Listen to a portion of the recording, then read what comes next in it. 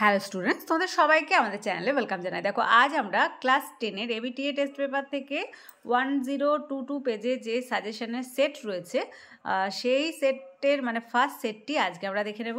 তাহলে চলো দেরি না করে ক্লাসটি শুরু করি। ফার্স্ট দেখো 2.1-এ রয়েছে যে রত্নের মূল্য জহুরির কাছেই কথাটির অর্থ লেখো। এখানে রত্ন জহুরি বলতে তপন ও ছোট মেশোকে বোঝানো হয়েছে। আর অর্থ লিখবে যে জহর অর্থাৎ মূল্যবান রত্ন, আর মূল্যবান রত্ন বিশেষজ্ঞকে জহুরি বলা হয়। এক্ষেত্রে জহুরি বলতে নতুন মেশোকে বোঝানো হয়েছে। লেখক মেশোকে দেখে অনুপ্রাণিত হয়ে তপন একটা আস্ত গল্প লিখে মাসিকে দেখায়। মাসি তার সারা বাড়িতে শোরগোল বাঁধিয়ে তার লেখক স্বামীকে দেখাতে চায়। তপন ব্যাপারটার আপত্তি তুললেও মনে মনে পুলকিত হয় এই ভেবে যে তার লেখার মূল্য একমাত্র যদি কেউ বোঝে তবে ছোট মেশোই বুঝবে, কেননা জহুরির জহর চেনার মতো একজন লেখকই পারেন কোনো লেখার মূল্যায়ন করতে। নেক্সট কোশ্চেন, কথাটা শুনে তপনের চোখ মার্বেল হয়ে গেল। কোন কথা? লিখবে লেখকরা ভিন্ন জগতের প্রাণী, এটিই ছিল তপনের ধারণা, কিন্তু তার নতুন মেশো মশাই একজন লেখক শুনে বিস্ময়ে তপনের চোখ মার্বেল হয়ে গেল। মেশোর উপযুক্ত কাজ হবে সেটা। কোন কাজের কথা বলা হয়েছে? গল্প ছাপিয়ে দেওয়া এই কাজের কথা বলা হয়েছে। নেক্সট, তপনের জ্ঞানচক্ষু কিভাবে খুলেছিল? এখানে লেখকরা যে নিছক সুস্থ স্বাভাবিক ও সাধারণ মানুষ, তপনের এই জ্ঞান লাভের কথাই বলা হয়েছে। 2.5 দেখো, ইয়ে করে দিলে ছাপতে বলে ইয়ে বলতে কি বোঝানো হয়েছে? তপনের লেখক মেসোমশাই তপনের অপরিণত হাতের লেখা গল্পটি একটু কারেকশন ও ইয়ে করে ছাপানোর কথা বলেছিল। নেক্সট চলে আসি 2.6-এ।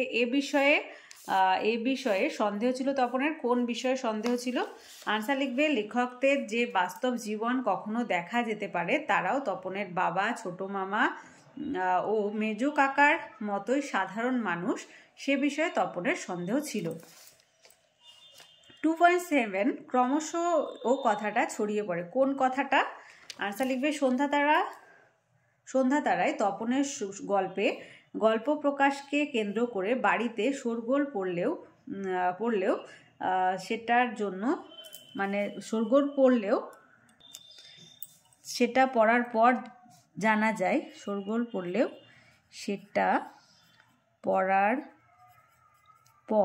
জানা যায় তার লেখাটি মেশো কারেকশন করে ছাপানোর ব্যবস্থা করেছেন, এই কথাটি ছড়িয়ে পড়ে। নেক্সট 2.8 তপনের লেখা গল্পের বিষয়বস্তু কি ছিল? লিখবে তপনের লেখা গল্পের বিষয়বস্তু ছিল তার স্কুলের ভর্তির প্রথম দিন। আমি আরেকবার বলে দিচ্ছি, তপনের লেখা গল্পের বিষয়বস্তু ছিল তার স্কুলে ভর্তি হওয়ার দিন। নেক্সট চলে আসি 2.9 মাথার চুল বুকের রক্ত ছলকে ওঠে তপনের, কখন? আনসার লিখবে, এর আনসারটা এখান থেকে একটু মডিফাই করে নেবে। ওকে, নেক্সট চলে আসি 2.10 তপনের গল্প পড়ে ছোট মাসি কি বলেছিল? লিখবে তপনের গল্পটা সবটাই না পড়েই একটু চোখ বুলিয়ে পিঠ চাপড়ানোর সুরে ছোট মাসি বলেছিল তার লেখাটি ভালোই হয়েছে। খানিক রসিকতার সুরে এটা কোথাও থেকে টুকলিফাই করা কিনা সে কথা ছোট মাসি জানতে চেয়েছিল। নেক্সট চলে আসি 2.11 বুকের রক্ত ছলকে ওঠে তপনের, কখন? সন্ধ্যা তারা পত্রিকায় তপনের গল্প ছাপার সম্ভাবনা দেখে। আর একটু অ্যাড করে দেবে যে গল্প ছাপানোর প্রতিশ্রুতি দিয়ে দীর্ঘদিন অদৃশ্য থাকার পর হঠাৎই একদিন ছোট মাসি ও মেশো সন্ধ্যা তারা পত্রিকা হাতে নিয়ে তপনের বাড়িতে আসে, তাতে তার গল্প ছাপার কথা ভেবে তপনের বুকের রক্ত ছলকে ওঠে।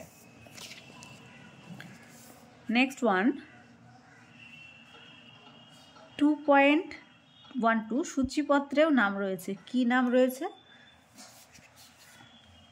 প্রথম দিন।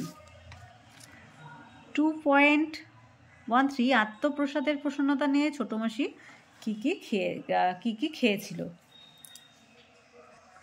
এর আনসারটা টেক্সট থেকে একটু দেখে নেবে। 2.14 ধন্যী তবু ধন্যী পড়ে যায়, কখন?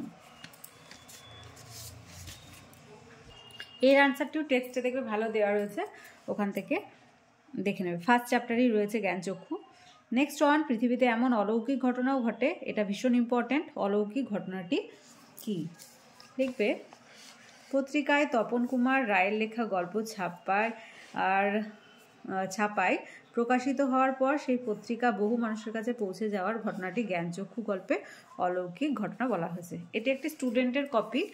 লেখাগুলো যদি বুঝতে অসুবিধা হচ্ছে একটু শুনে শুনে লেখার চেষ্টা করবে, আর তার সাথে স্পেলিংগুলো আমি যেগুলো কারেকশান চোখে পড়ছে সেগুলো কারেকশান করে দিচ্ছি।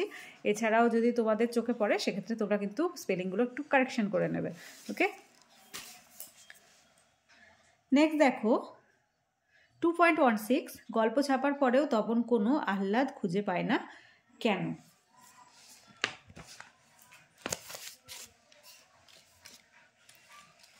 এর আনসারটা একটু দেখে নাও। আচ্ছা, আমি এটা টেক্সট থেকে দেখিয়ে দিচ্ছি, তাহলে সুবিধে হবে তোমাদের লিখতে। এটা হচ্ছে এই টেক্সট থেকে নয়, রেফারেন্স থেকে। 2.16, এটা 14 পেজে রয়েছে।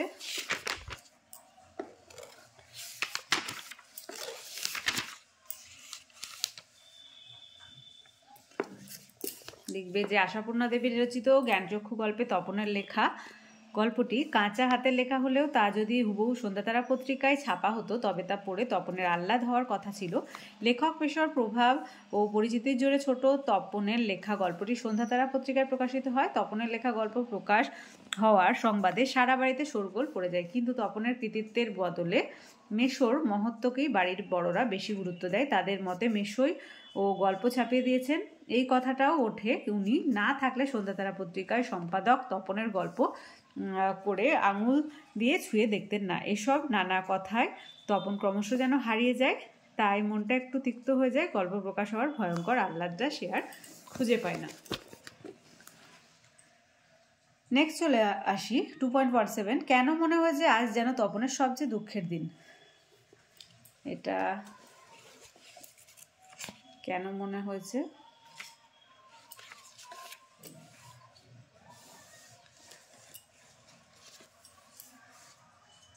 লিখবে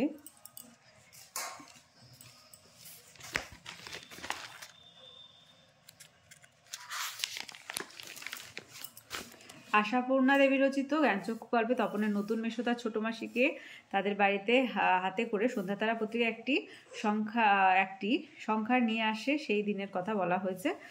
আর এখান থেকে লেখো যে আশাপূর্ণা দেবী রচিত জ্ঞানচক্ষু গল্পে তপনের নতুন মেশো তার ছোট মাসিকে নিয়ে তার বাড়িতে হাতে করে সন্ধ্যাতারা পত্রিকা একটি সংখ্যা নিয়ে আসে, সেই দিনের কথা বলা হয়েছে। আর 25 নং প্রশ্নের উত্তর দ্বিতীয় অংশটি দেখতে বলছে, মানে এই পাঠটি দুঃখের দিনের বর্ণনাটা এখান থেকে লিখে নাও। যে মাসির উৎসাহ আর প্ররোচনায় তপনের লেখক মেশো সেই গল্পটি সন্ধ্যাতারা পত্রিকায় ছাপিয়ে দেন, কিন্তু পত্রিকায় প্রকাশিত হওয়ার পর সে দেখে পুরো গল্পটা মেশো আগাগোড়া নতুন করে লিখে দিয়েছেন। এই গল্পে শুধু তার নামটুকুই আছে, অথচ সে কোথাও নেই। এই ঘটনা তপনের অন্তর মনে আঘাত করে। লজ্জায়, অনুতাপে, আত্মসম্মানহীনতায় সে সকলের কাছ থেকে পালিয়ে ছাদের অন্ধকারে একলা দাঁড়িয়ে কেঁদে ফেলে। নিজের কাছে নিজের এভাবে ছোট হয়ে যাওয়া তার মনে হয় আজ জীবনের সবচেয়ে দুঃখের দিন। নেক্সট ওয়ান 2.18, দুঃখের মুহূর্তে তপন কি গভীর সংকল্প করেছিল? ভীষণ ইম্পর্টেন্ট এটা। 47 নাম্বার। তপন সংকল্প করেছিল ভবিষ্যতে যদি কখনো তার কোনো লেখা ছাপাতে হয় তবে সে নিজের হাতে সেই লেখা পৌঁছে দিয়ে আসবে পত্রিকার অফিসে। 2.19, একেবারে নিছক মানুষটির পরিচয় দাও খুব সংক্ষেপে। এটা 4। তবু মেসোমশাইয়ের নতুন মেসোমশাইয়ের লেখক পরিচয়ে আপ্লুত তপন লক্ষ্য করে যে লেখক হলেও তিনি সাধারণের মতোই দাড়ি কামান, খেতে বসে খেতে পারবেন না বলে অর্ধেক তুলে দেন, স্নান করেন, ঘুমোন, খবরের কাগজের খবর দিয়ে গল্প তর্ক করেন, সিনেমা দেখেন ও বেড়াতে বেরোন। একেবারে সাধারণ মানুষের এই সমস্ত আটপৌরে ব্যাপার মেসোমশাইয়ের মধ্যে দেখে তপন প্রশ্নধিত মন্তব্যটি করেছিল। লাস্ট ওয়ান, এমন সময় ঘটল সেই ঘটনা। কোন ঘটনা? 13 পেজ 17 নাম্বার কোশ্চেন।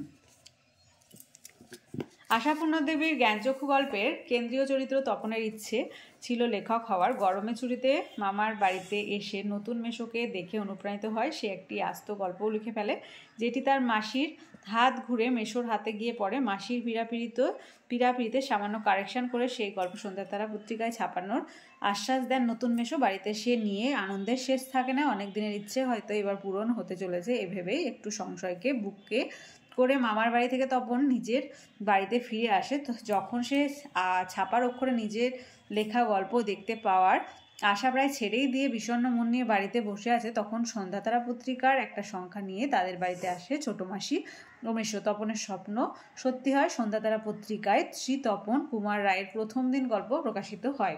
প্রশ্নোত্তর অংশে সেই ঘটনার কথাই বলা হয়েছে।